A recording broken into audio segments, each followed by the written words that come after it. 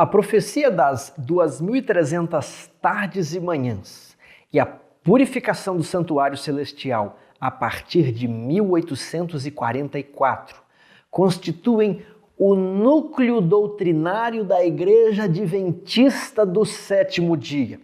É pelo estudo dessas profecias, em conexão com a mensagem dos três anjos, em Apocalipse 14, que a Igreja Adventista se identifica com o povo de Deus no livro do Apocalipse, que possui a seguinte mensagem para pregar: temei a Deus e dai-lhe glória, pois é chegada a hora do seu juízo. Agora, Deus se importa com o tempo? Ou ele age de improviso? Será que haveria um grande relógio celestial, onde os principais eventos do plano da salvação já estão previamente definidos com um dia e uma hora acertados? Esse é o propósito do vídeo de hoje. Eu gostaria de mostrar a vocês que a profecia das 70 semanas e as 2.300 tardes e manhãs possuem uma convergência interna incrível. Os eventos estão entrelaçados por uma precisão matemática que nos diz, que dão prova de que existe um Criador, existe um arquiteto celestial que controla os tempos e as estações. Antes de mais nada, eu gostaria de lhes apresentar esta obra, A Astronomia e a Glória do Adventismo. É com base nela que nós vamos apresentar a precisão matemática das 2.300 tardes e manhãs e das 70 semanas. Juarez Rodrigues de Oliveira dedicou mais de 20 anos à mais intensa pesquisa, a fim de reunir informações arqueológicas, dados históricos, conjugar todos esses dados com informações astronômicas e com os eventos do relato bíblico. E após essa extensa pesquisa, Juarez conclui que a interpretação adventista dos 2.300 dias e das 70 semanas possui credibilidade científica, possui sustentação histórica e, como diz Ellen White, nenhum alfinete sequer pode ser movido dessa eterna e segura plataforma. O livro é escrito em coautoria com Anderson Velten, que também faz importantes contribuições para esse assunto. O vídeo de hoje trará informações, trará comentários que estão no capítulo 4 desta obra, que trata justamente da precisão matemática da profecia. Então, vamos analisar alguns textos bíblicos. E eu trago aqui Gálatas 4:4. Vindo, porém, à plenitude do tempo, Deus enviou seu Filho nascido de mulher, nascido sob a lei. Quando ele enviou seu Filho?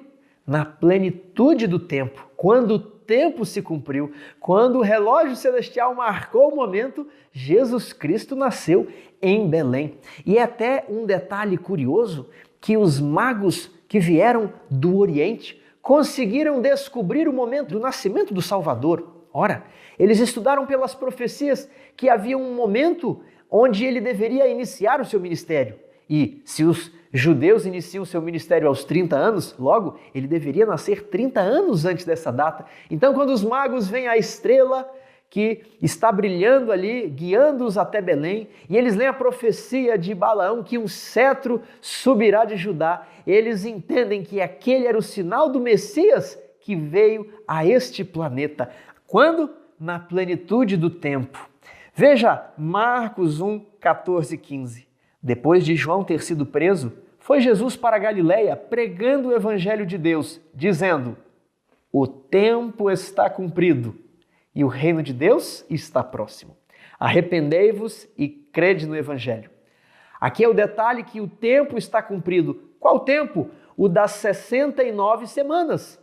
Inicia-se nesta data, a última das 70 semanas, o tempo estava cumprido, Cristo deveria iniciar o seu ministério. Agora, João 2,4. Mulher, que tenho eu contigo, ainda não é chegada a minha hora? Jesus Cristo tinha noção de um relógio que determinava cada passo do seu ministério. João 7, 6 e 8.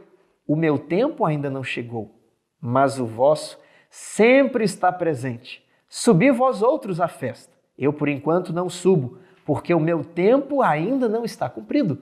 Jesus sabia que haveria um momento dele se manifestar publicamente. Agora, Lucas 9,51. Ao se completarem os dias em que ele devia ser assunto ao céu, manifestou no semblante a intrépida resolução de ir para Jerusalém. No texto anterior ele diz, não subirei a Jerusalém porque o meu tempo não se completou. Mas ao se completarem os dias, então Jesus deveria ir a Jerusalém. João 7,30. Então procuravam prendê-lo, mas ninguém lhe pôs a mão, porque ainda não era chegada a sua hora, de modo que Cristo não poderia sofrer até que chegasse a metade da última semana. Por isso, ninguém lhe poria a mão. João 8,20, proferiu ele estas palavras no lugar do gasofilácio, quando ensinava no templo, e ninguém o prendeu, porque não era ainda chegada a sua hora. Vejamos agora João 12, 23 e 27. É chegada a hora de ser glorificado o Filho do Homem. Agora está angustiada a minha alma. E que direi eu? Pai, salva-me desta hora. Mas, precisamente, com este propósito, vim para esta hora. Jesus reconhecia que havia um cronograma para o seu ministério e ele procurava seguir cada passo desse cronograma. João 17:1 levantou os olhos ao céu e disse: Pai, é chegada a hora. Glorifica a teu Filho, para que o Filho te glorifique a ti. Hebreus 9:26 nos diz: agora, porém, ao se cumprirem os tempos, se manifestou uma vez por todas para aniquilar pelo sacrifício de si mesmo o pecado. Havia um tempo específico para Jesus vir a essa terra e este era um sinal indicativo da sua messianidade. E aqueles que estivessem atentos a esse sinal saberiam identificar corretamente quem era o Messias. Vejamos Mateus 8:29. Que temos nós contigo, ó Filho de Deus? Vieste aqui atormentar-nos antes do tempo? Até mesmo os demônios que estavam naquele homem conheciam os tempos e as estações e disseram: Jesus, o tempo ainda não está cumprido, você não pode nos expulsar, você está nos atormentando antes do tempo. Que interessante, até os demônios conhecem o tempo. Será que não deveríamos nós também estudar as profecias e conhecer um pouco mais da precisão do relógio celestial? Apocalipse 14, 6 e 7. A primeira mensagem angélica diz: vi outro anjo voando pelo meio do céu, tendo um evangelho eterno, dizendo em grande voz: temei a Deus e dai-lhe glória, pois é chegada a hora do seu juízo. O livro de Apocalipse apresenta um povo que prega um tempo exato para o início do juízo celestial. E a Igreja Adventista do Sétimo Dia, ao pregar a firme crença na data de outubro de 1844, se identifica com esse povo, se identifica como os legítimos representantes de Cristo nessa terra, o povo remanescente de Deus, que tem por missão pregar as 3 mensagens angélicas antes da volta de Jesus, a fim de que o mundo seja advertido deste grande acontecimento. Vejamos agora como funciona o relógio celestial. Vamos aprender como é que Deus marca o tempo. Em Gênesis 1, verso 14, está escrito: haja luzeiros no firmamento dos céus, para fazerem separação entre o dia e a noite, e sejam eles para sinais das estações, para dias e anos. Ora, os astros têm um propósito, quais são? Marcar estações, dias e anos. Vejamos Gênesis 1,16. Fez Deus os 2 grandes luzeiros, o maior para governar o dia e o menor para governar a noite. Quem é o luzeiro maior? O sol? Quem é o luzeiro menor? A lua. O sol está presente de dia e a lua é vista de maneira especial à noite. Estes dois astros devem governar os tempos e as estações. Veja Salmo 104:19. Fez a lua para marcar o tempo, e o sol conhece a hora do seu ocaso. Para que serve a lua? É apenas para tirarmos fotos românticas com o nosso esposo ou a nossa esposa? Não! Deus fez a lua com um propósito especial, marcar o tempo. O sol tem o objetivo de marcar o tempo. Cada manhã ele nasce, cada tarde ele marca a virada do dia para a noite, o pôr do sol. Então, o sol e a lua são os ponteiros do relógio celestial e precisamos entender um pouco mais. Veja essa imagem. Nós temos ao centro o sol amarelo, depois a terra azul e a lua com uma cor cinzenta. A elipse maior, ela demonstra o caminho que a Terra faz em torno do Sol. E a Terra leva 365,2422 dias para percorrer uma volta completa em torno do Sol. Nós chamamos esse período de ano solar. 365,2422 dias. Já a Lua leva 29,53059 dias para dar uma volta em torno da Terra. Nós chamamos esse período de mês lunar. Não é nem 29 e nem 30, mas 29,5. 29,53059 dias. Podemos falar 29 dias e meio? Podemos, mas para fins desse estudo, nós precisamos trabalhar com as casas após a vírgula, pois queremos e buscamos a precisão dos ponteiros do grande relógio celestial. Então memorize, o ano solar possui 365,2422 dias e o mês lunar 29,53059 dias. Agora, observe esse movimento, que é o movimento da Terra em torno do Sol. Com base apenas nesse movimento, nós temos o calendário solar. Exemplo do calendário solar, o calendário gregoriano que nós seguimos. Ali o ano possui 365 dias e algumas vezes 366, o famoso ano bissexto. Sabe aquele 24,22 dias? Após 4 anos, ele acumula e se torna um dia. Então, colocamos mais um dia no ano, um ano com 366 dias. No calendário solar, os meses são fixos de 30 ou 31 dias. Eles são previamente estabelecidos. Você sabe quais são os meses de 30, os de 31 e o mês de fevereiro, que possui ou 28 ou 29 dias. Agora, observe essa outra imagem. Nós temos aqui não apenas a Terra girando em volta do Sol, mas temos também a Lua girando em torno da Terra. Nós temos dois movimentos. Com base nesses dois movimentos é que funciona o calendário lunisolar, lune de Lua, solar de Sol. Tiago, qual exemplo de calendário lunisolar nós temos? O calendário judaico. Nós temos então meses com 29 ou 30 dias. Tiago, por que os meses têm 29 ou 30 dias? Porque eles se baseiam no movimento que a Lua faz em torno da Terra. E a Lua não demora 29 dias e meio. Então, alguns meses serão com 29 dias e outros meses possuirão 30 dias. E não sabemos quais são os meses que têm 29 ou 30 dias, porque isso se altera em cada ano. Porque os meses estão atrelados ao ciclo da Lua. Quando a Lua aparece, aquele primeiro crescente surge no céu, é o primeiro dia do mês. E esse mês vai durar até a Lua nova, né? Quando vai surgir o primeiro crescente do próximo ciclo da Lua, a próxima volta que a Lua dá em torno da Terra. Aquele será o primeiro dia do segundo mês. Alguns meses, então, terão 29 dias, outros terão 30 dias.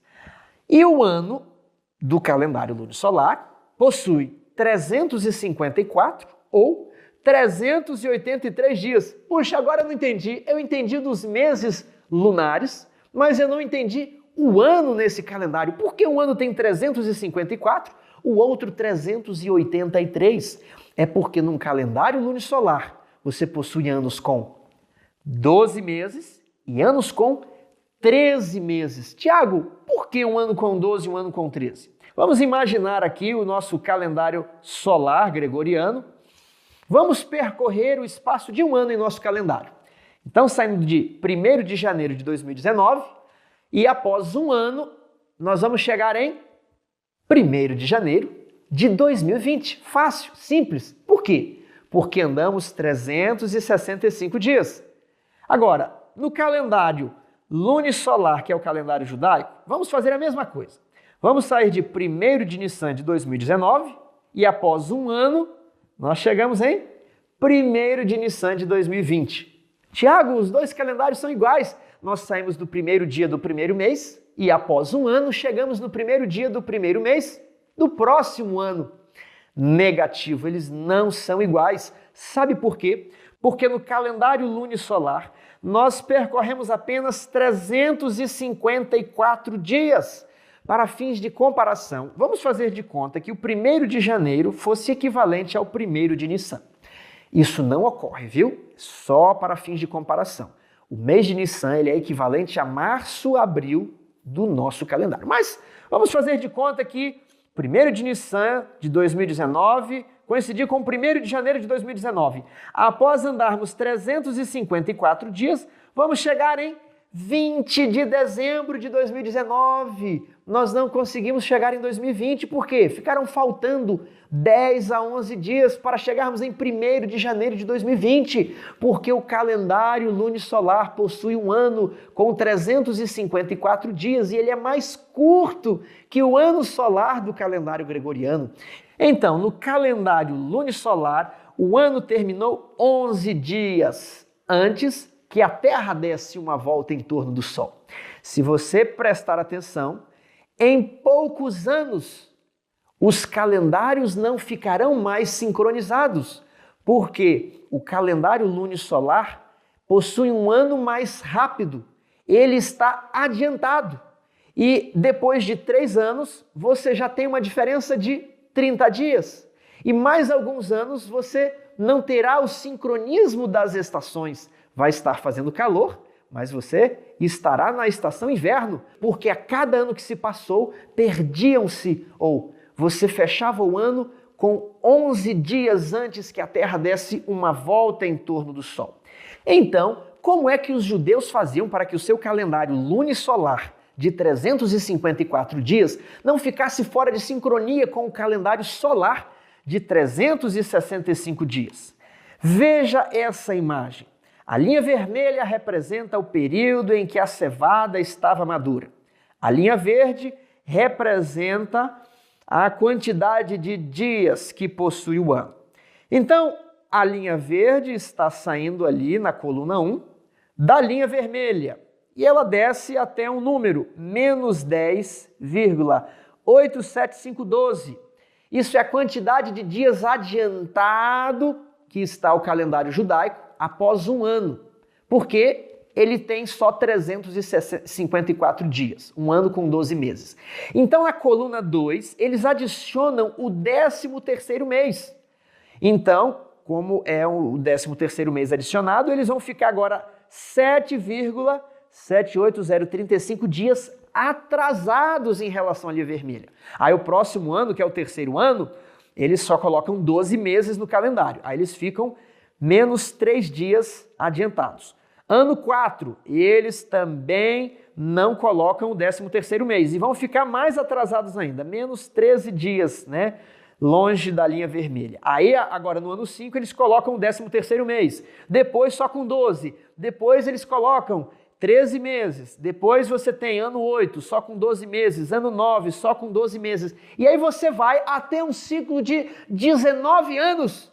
Preste atenção nisso. Por que um ciclo de 19 anos? Porque após 19 anos, alguns anos com 12, outros anos com 13 meses, o Sol, a Terra e a Lua voltavam para o mesmo ponto de sincronia de 19 anos atrás. E você percebe que a linha verde, que na coluna 1 saiu da linha vermelha, ela faz o zigue-zague e só torna a coincidir o fim do ano com a linha vermelha após 19 anos.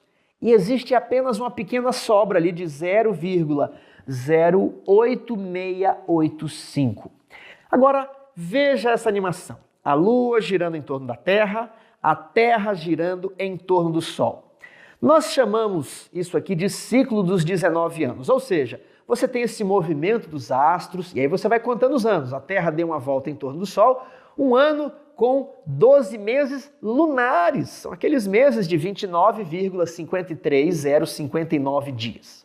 Aí o ano ficou pequeno, o próximo ano com 13 meses. Depois um ano com 12, outro ano com 13, outro ano com 13, um ano com 12. Note que o sincronismo entre Sol, Lua e Terra só se repetirá no primeiro dia do ano após 19 anos.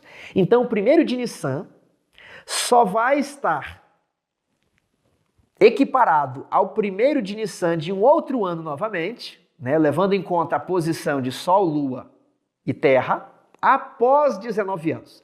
Esse ciclo de 19 anos, a Terra, por óbvio, vai dar 19 voltas em redor do Sol. A Lua vai dar 235 voltas em torno da Terra. Memorizou? 19 voltas da Terra em torno do Sol e a Lua 235 voltas em torno da Terra. Após 19 anos, os astros retornam à posição original, com exceção de 2,0844 horas para mais. Sabendo isso, lembramos que o nosso ano solar tem 365,2422 dias e o mês lunar 29,53059 dias. E com base nesses números exatos, faremos o cálculo das profecias, levando em conta o movimento dos astros. Temos aqui a nossa linha do tempo, onde se passaram 490 anos, o período das 70 semanas. Vamos aqui destacar a última semana. Na metade dela, o Messias morre. Então, uma semana com 7 anos, né? Que são 7 dias proféticos, 7 anos literais. Dividida ao meio vai dar 3 anos e meio depois da cruz, 3 anos e meio antes da cruz. Se nós partirmos da cruz e voltarmos no tempo até o início das 70 semanas, nós vamos percorrer o quê? 486,5 anos. Ora, o período inteiro tem 490 anos. Eu tiro 3 anos e meio, eu tenho 486,5 anos.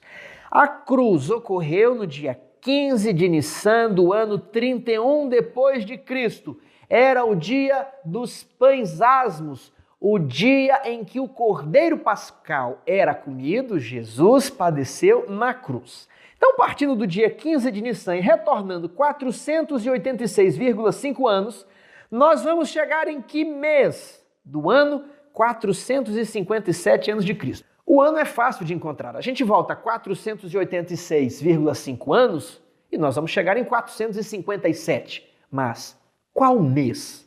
Vamos aqui. 486,5 anos são iguais a 486 anos mais 6 meses. Voltando 6 meses de Nissan, que é o mês primeiro, chega-se a Tishri, que é o mês sétimo, ok? Se você está em janeiro e volta 6 meses, em que mês você chega? Qual o número do mês? Nós vamos chegar em julho. Olha, estou em janeiro e vou voltar um mês. Dezembro, novembro, outubro, setembro, agosto, julho. Julho é qual mês? Mês 7. Então, se Nissan é o primeiro mês e eu volto 6 meses, eu chego em Tishri, que é o mês 7. Agora, voltando 486 anos, chega-se a Tishri de 457 a.C. Então vamos tirar aqui essa dúvida e preencher por Tishri de 457. Ainda não sabemos o dia, é o que queremos descobrir agora. Vamos destacar esse período e vamos calcular o dia. 486,5 anos solares, que é o período da cruz até o início das 70 semanas, nós precisamos transformar esse período em dias. Então vamos lá, multiplicar tudo por 365,2422 dias. Tiago, por que não por 365 dias? Porque isso é o do calendário gregoriano. A Terra, na verdade, ela faz um ciclo de 365,2422 dias. É um número preciso. Vamos trabalhar com esse número preciso. Teremos o quê? 177.690,3303 dias. Agora nós precisamos transformar esses dias em meses lunares. Então eu vou dividir tudo pela quantidade de dias que tem um mês lunar, 29,53059 dias. Chegamos a 6.017 lunações. 6.017,1615 lunações. O que é isso?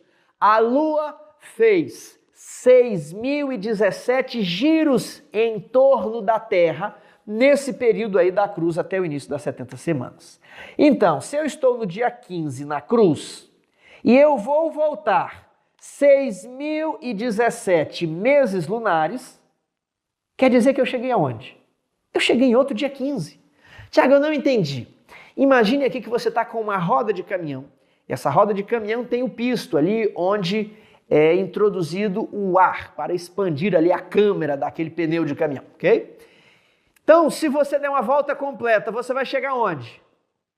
No mesmo lugar. E aí você dá outra volta completa, você chega aonde? No mesmo lugar. Se você der 6.017 voltas completas, você chega aonde? No mesmo lugar. Então, se você está no dia 15 do ciclo da Lua, e o mês é lunar, o mês está atrelado ao ciclo da Lua. Então, se você está no dia 15 do ciclo da Lua e dá 6.017 voltas, você vai chegar no dia 15 de algum outro mês. Não conseguimos definir o mês por esse cálculo, mas conseguimos definir o dia. Como nós já havíamos definido o mês no cálculo anterior, nós temos aqui definido o dia. Tiago, e aquele restinho depois da vírgula 1615? Vamos ali, ó, 0,1615. Vamos voltar aqui, vamos multiplicar isso por 29, né, 0,53059 dias, né, que é o mês lunar. Vamos transformar esse mês lunar aqui que está quebrado em dias. Eu vou ter o quê? 4,76 dias. Vamos agora voltar, né? Eu cheguei já no dia 15 e agora eu vou voltar mais um pouquinho. Vamos lá. Dia 10. 10 de quê? 10 de Tishri. Se eu estava em 15 de Nissan, do ano 31, que é o ano da cruz de Cristo, e eu volto, 6.017 lunações, mais um pouquinho, eu vou chegar no dia 10 de Tishri de 457. Tiago, eu não entendi aquele quebradinho após a vírgula dos 4,76 dias. Vamos ver aqui. Você está no dia 15 de Tishri de 457. Aí você passou um dia, chegou no dia 14. Tirou mais um dia, dia 13. Tirou mais um dia, dia 12. Tirou mais um dia, você chegou aonde? No dia 11. Então você tirou 4 dias, chegou no dia 11. Agora tem mais quase um outro dia, aquele 0,76 ali. Você tem algumas horas ali. Aquelas horas vão te jogar para dentro do dia 10. Então, esse cálculo mostra como, retroagindo 486 anos e meio pelos astros, pelo Sol e pela Lua, nós vamos chegar no dia 10 de Tishri de 457. Que data é essa, Tiago? É o dia da expiação de 457, o ano que Esdras, com o decreto de Artaxerxes, chega lá em Jerusalém. É o dia da expiação. E o tempo é exato. Você sai de uma Páscoa ali no ano da morte de Jesus e chega no dia da expiação do ano que Esdras estava ali com o decreto de Artaxerxes. Vamos avançar esse cálculo. Vamos agora calcular o dia das 2.300 tardes e manhãs. Vamos partir então de 1º de Tishri de 457. Vamos avançar 2.300 anos no tempo. E vamos descobrir em qual dia nós chegamos do ano 1844. Vamos lá. Avançando 2.300 anos solares, transformando isso aqui em dias, eu vou ter 840.057,06 dias. Agora eu vou transformar isso em meses lunares. Vou dividir Tempo do mês lunar. Eu tenho aí 28.447 lunações, 0,124, um quebradinho.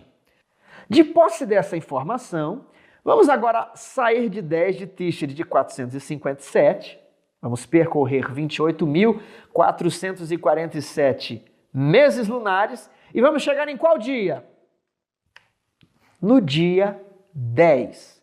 Tiago, como é que você tem certeza que você chega no dia 10? Porque eu não estou considerando a sobra aqui. Lembra do exemplo da roda do caminhão? Eu fiz uma volta completa. Se eu estou fazendo uma volta completa da Lua a partir do dia 10 do seu ciclo, eu vou chegar em outro dia 10 do ciclo da Lua. Então eu já tenho aqui o dia, é o dia 10. O período das 2.300 tardes e manhãs terminam em um dia 10.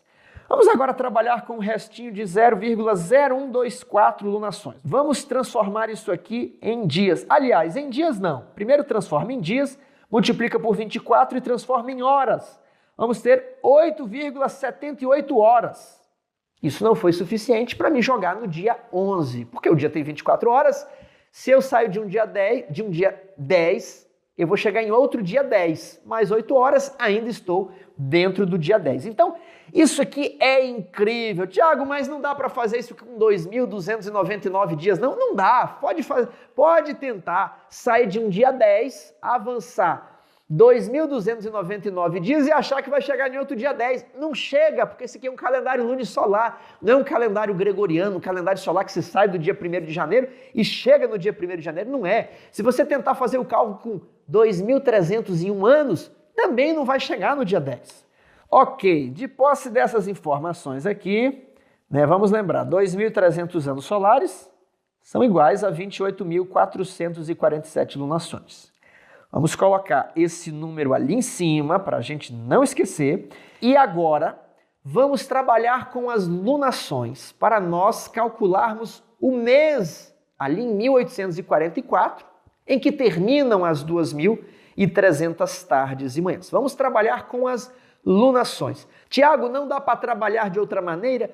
Não, porque no presente caso nós vamos ter de fazer uso do ciclo de 19 anos. Lembra que a Lua gira em torno da Terra e a Terra gira em torno do Sol. O ciclo de 19 anos, ele tem então 19 voltas da Terra em volta do Sol e 235 voltas que a Lua faz em torno da Terra. Então, de posse dessa informação, temos ali, vamos dividir os meses lunares pela quantidade de voltas que a Lua dá em torno da Terra em um ano, 235.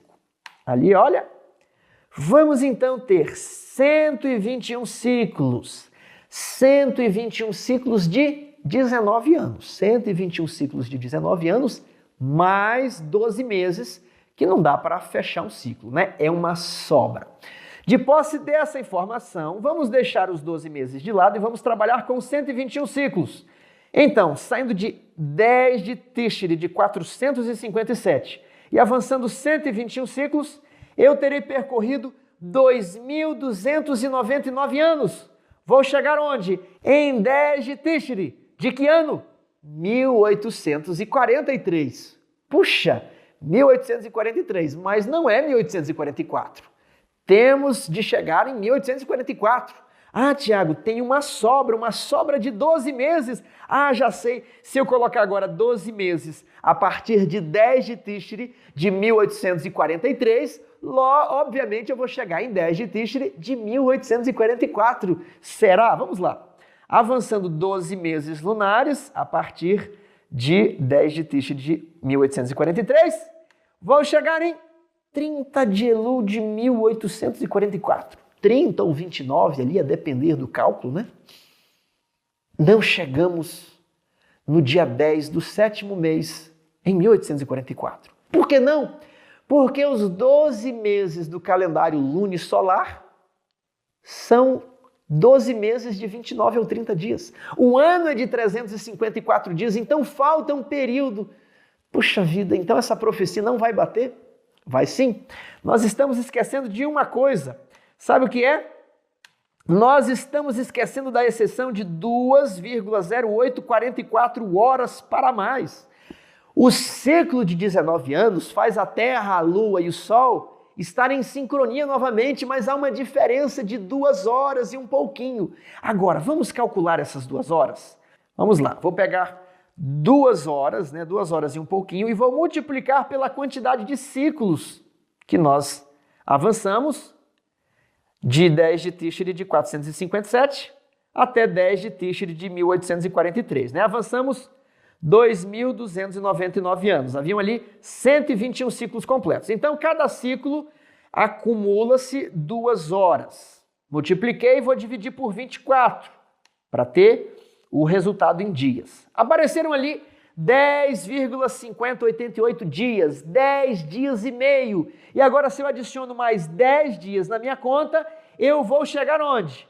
Em 10 de Tishri de 1844, saímos do dia da expiação de 457 e chegamos no dia da expiação de 1844, utilizando uma ciência exata, utilizando a matemática, utilizando a razão, o que nos demonstra, o que comprova uma precisão matemática da profecia das 70 semanas em conexão com as 2.300 tardes e manhãs. Não utilizamos a Bíblia, utilizamos apenas a ciência, o movimento da lua e o movimento do sol, operando e trabalhando um em torno do outro ao longo dos anos, ao longo dos séculos, ao longo dos milênios. Nós temos a precisão de um cálculo profético, um cálculo que o homem jamais poderia conceber nessa distância de mais de 2 milênios. Ah, Tiago, e se eu fizer com outro ano? Tente aí, faça em casa, faça com algum outro ano. Você terá o ano de 2.300 dando certo. Faça com 2.295 anos, 2.305. Você não vai sair de um dia da expiação e chegar em outro dia da expiação. Isso aqui mostra que há um arquiteto por trás disso, há uma coerência interna que fortalece a interpretação adventista de Daniel capítulo 8 e do capítulo 9. Isso fortalece a fé do descrente, fortalece a fé daqueles que têm dificuldade para acreditar em Deus, porque temos aqui o livro de Daniel escrito séculos antes de Jesus, e você sai do dia da expiação do calendário judaico e cai numa Páscoa no ano em que Jesus foi crucificado. Você sai do dia da expiação, onde Esdras levou o decreto de Artaxerxes, avança 2.300 anos e cai em um dia da expiação também. Isso é algo maravilhoso, isso é algo incrível que apenas o Deus eterno pode ter concebido. Então, vamos tirar a nossa data incerta e colocar a data 10 de Tishri de 1844. Recapitulando, nós temos 6.017 lunações no período de 486,5 anos, que vai da cruz até 457 a.C. Calculando, nós saímos de 15 de Nissan do ano 31 e chegamos em 10 de Tishri de 457. Agora, avançando 2.300 anos, que são 28.447 lunações, que completam 121 ciclos mais 12 meses, nós chegamos em 10 de Tishri de 1844. Que coisa maravilhosa, que coisa incrível. Isso aqui nos deixa extasiados com a palavra de Deus. Agora, a pergunta que não quer calar. Nós vimos que as 2.300 tardes e manhãs terminam em 10 de Tishri de 1844. Tiago, mas o que isso significa em termos do nosso calendário gregoriano? 10 de Tishri corresponde a qual dia e a qual mês do nosso calendário de janeiro a dezembro em 1844? Primeiro detalhe que nós precisamos estabelecer aqui. Os dias na Bíblia eram contados de pôr do sol a pôr do sol. O calendário judaico funciona de pôr do sol a pôr do sol. Nós vemos lá nos Salmos que Deus colocou o sol para marcar o tempo. E o sol marca quando ele aparece e quando ele desaparece, de pôr do sol a pôr do sol. Mas o nosso calendário é de meia-noite a meia-noite. Então temos de lembrar desse detalhe para fazer a devida correspondência. Então, nós temos duas opções.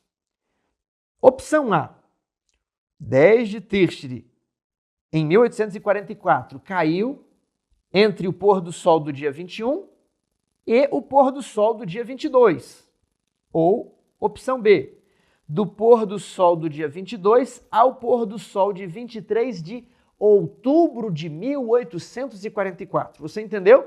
Aqui nós não vamos fazer a correspondência de meia-noite a meia-noite com o nosso calendário. Estamos tomando por base o calendário judaico, que é de pôr do sol a pôr do sol.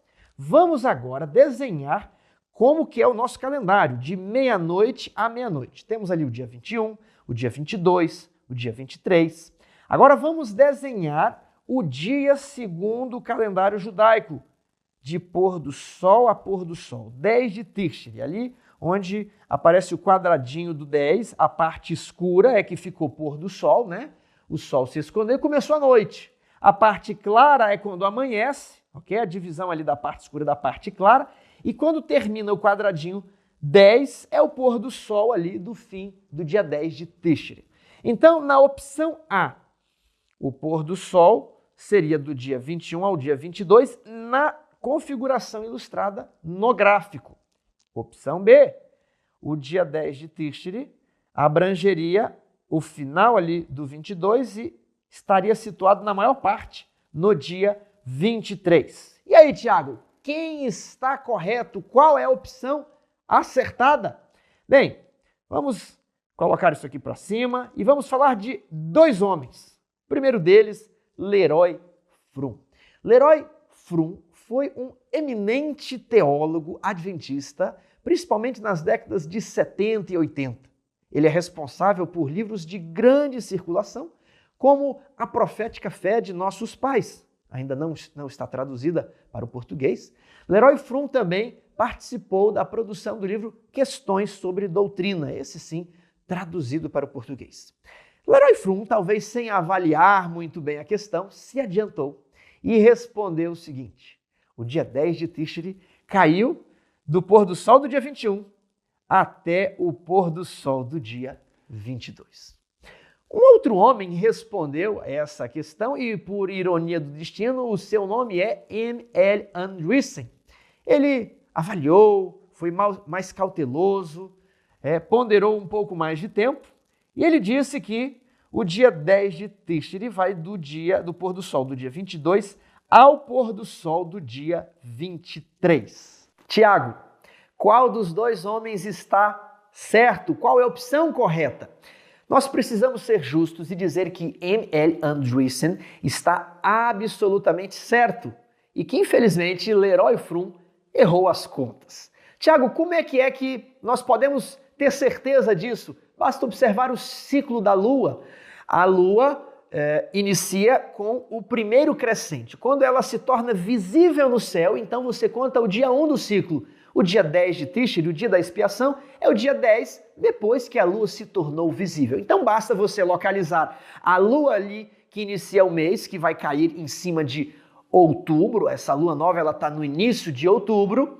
E você vai verificar por meio de um programa de astronomia quando foi possível avistar essa Lua. Tiago, mas avistar essa Lua onde? Nos Estados Unidos? Não! Avistar essa Lua em Jerusalém. Ora, se o período se inicia em 457, no dia da expiação de 457, no dia 10, ele precisa terminar no dia 10 do mesmo local, que é Jerusalém, que é Israel. Então nós precisamos olhar em um programa de astronomia que ele pode refazer o céu do passado e verificar quando era possível de enxergar a Lua para aparecer ao olho humano e então começar o mês. A data que Leroy Frum propõe, a Lua está quase na altura do horizonte, quase 0 grau, impossível de ser vista a olho nu.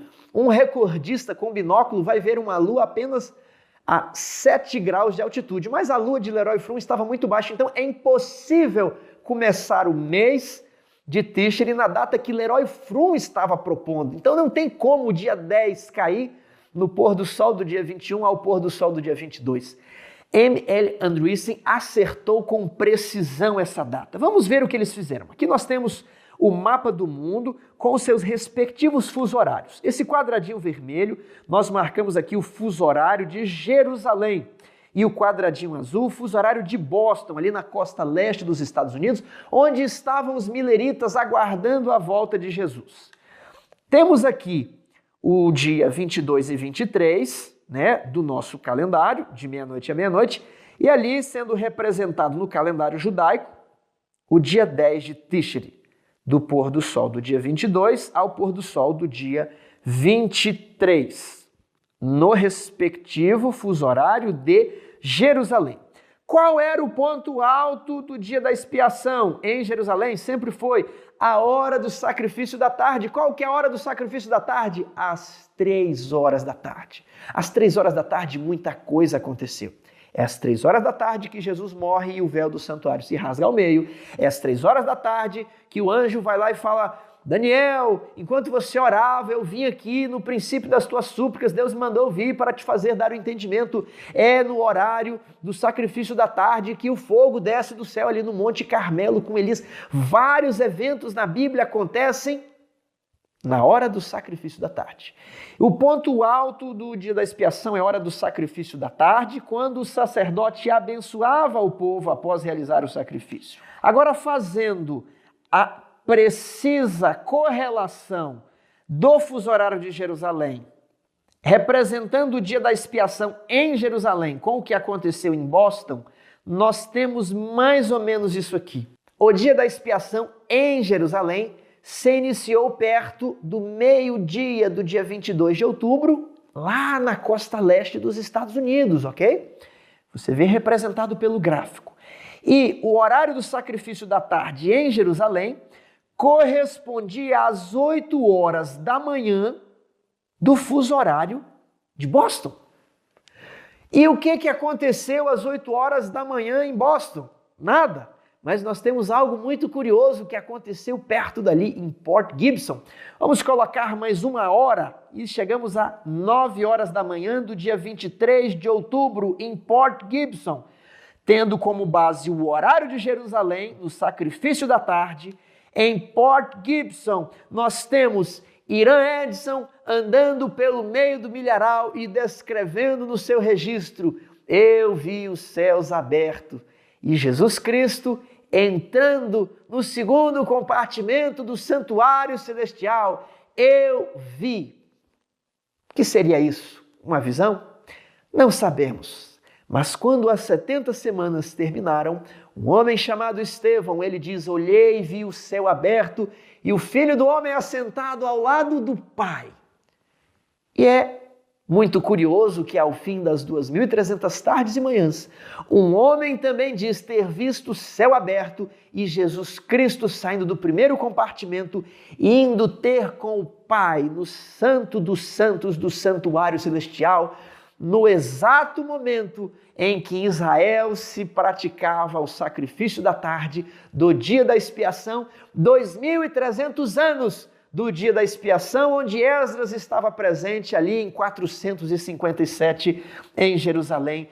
E aí que se conclui que Apocalipse 14, 6 e 7 possui uma mensagem de tempo precisa. Chegou a hora do seu juízo. As 3 mensagens angélicas possuem um tempo preciso. O movimento adventista aparece nas páginas do Apocalipse dentro de um tempo preciso. Deus tem um povo que se levanta, que tem a fé de Jesus ou a fé em Jesus, que guarda os mandamentos de Deus e que tem o testemunho de Jesus, que é o espírito de profecia. Tudo isso apoiado por um cálculo matemático, com uma base científica, tendo a observação da natureza, dos movimentos do Sol e da Lua, dando consistência, dando uma coerência interna para os eventos dessa profecia e afirmando que há uma data precisa para iniciar o julgamento no Santo dos Santos. Essa é a grandiosa mensagem, essa é a glória do Adventismo, uma comprovação científica do que temos pregado há mais de 170 anos. A outra coisa para a qual eu gostaria de chamar a sua atenção. Em Jeremias capítulo 31, nós temos a promessa de que o Senhor faria um novo concerto com o seu povo, um concerto eterno que não teria fim. No verso 31 do capítulo 31 de Jeremias, ele diz: eis vem dias, diz o Senhor, que firmarei nova aliança com a casa de Israel e com a casa de Judá. No verso Nos versos seguintes ele diz: não conforme a aliança que fiz com eles quando os tirei da mão do Egito, não. Nessa aliança haverá graça, porque, verso 33, na mente lhes imprimirei as minhas leis e também no coração eu as inscreverei. Eu serei o seu Deus e eles serão meu povo. A lei estará na mente e no coração do meu povo. E o verso 34 diz: pois perdoarei as suas iniquidades e dos seus pecados jamais me lembrarei. Há uma promessa de que quando Jesus morresse na cruz do Calvário, essa nova e eterna aliança seria ratificada, confirmada para sempre, uma aliança que permitiria que o povo de Deus tivesse a lei no coração e que os seus pecados fossem apagados. Misericórdia dentro do santuário não terrestre, mas do santuário celestial. Esse é o plano da salvação, a promessa de graça, a promessa de redenção, a promessa de que se cairmos, Ele tem poder para nos restaurar e para purificar de todos os pecados. Agora veja como termina o capítulo 31 de Jeremias e eu projeto na tela os versos 35 e 36. Assim diz o Senhor, que dá o sol para a luz do dia e as leis fixas à lua e as estrelas para a luz da noite, que agita o mar e faz bramir as suas ondas. Senhor dos exércitos é o seu nome. Se falharem estas leis fixas diante de mim, diz o Senhor, deixará também a descendência de Israel de ser uma nação diante de mim para sempre. Sabe o que esse texto está dizendo? Que se a lua não cumprir o seu ciclo de 29,53059 dias, se a terra não fizer uma volta em torno do sol em 365,2422 dias, se essas leis fixas não funcionarem, então o nosso Deus também não será fiel à aliança que Ele propõe, não haverá uma aliança de graça nem de perdão dos pecados. Mas o texto diz de que se esses eventos, se esse ciclo continua por séculos e milênios, as misericórdias de nosso Deus também estão se renovando a cada manhã. Quer dizer que ainda existe graça, que existe um Cristo no Santo dos Santos, apontando as mãos feridas para o Pai, dizendo: Pai, perdoa-lhes, dá-lhe mais tempo, dá-lhe mais graça. O sol e a lua girando sobre as nossas cabeças a cada manhã, a cada noite, representam a fidelidade de Deus para com o povo. Faz-nos lembrar da eterna aliança de Cristo morrendo sobre a cruz do Calvário e de Cristo no Santo dos Santos do santuário celestial. Agora, preste atenção a essa cena. Nós temos aqui os astros girando no céu, temos a lua girando em torno da terra, a terra e os demais planetas girando em torno do sol, e o sol girando em torno da Via Láctea, da nossa galáxia, e todas essas galáxias girando ao redor do trono de Deus, pois Jesus Cristo com a sua mão colocou todas essas coisas em eterna e perfeita sincronia para girar em torno do seu trono, em torno do santuário celestial.